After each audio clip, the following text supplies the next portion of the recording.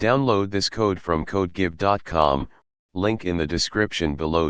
Building a ray tracer in Python is an exciting project that can deepen your understanding of computer graphics and 3D geometry. In this first part of the tutorial, we will focus on representing points in 3D space and creating a basic structure to handle 3D vectors. Part 1, Points in 3D space.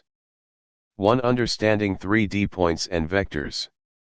In 3D graphics, a point in space is typically represented as a vector from the origin.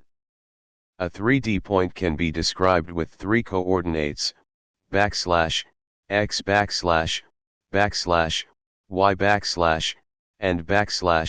\z. A vector can represent a direction and magnitude in space. 2. Setting up your Python environment. Ensure you have Python installed on your machine. You can use any IDE or text editor of your choice. For this tutorial, we'll use plain Python without any external libraries. 3. Creating a vector class. Let's create a simple vector class that will help us perform operations on 3D points and vectors. This class will include basic vector operations such as addition, subtraction, and normalization. 4. Using the vector class.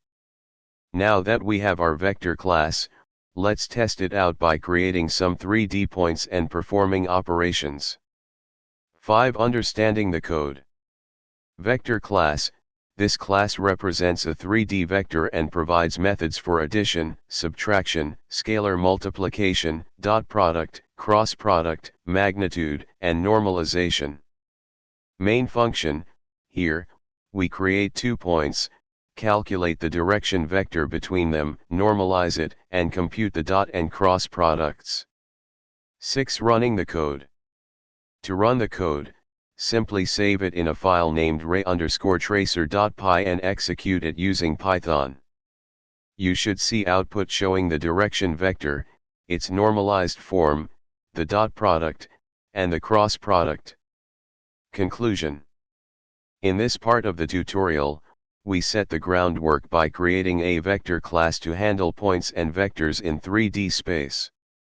In the next part, we will extend this foundation by implementing rays and their interactions with 3D objects. Feel free to experiment with the vector class and its methods before moving on to the next part.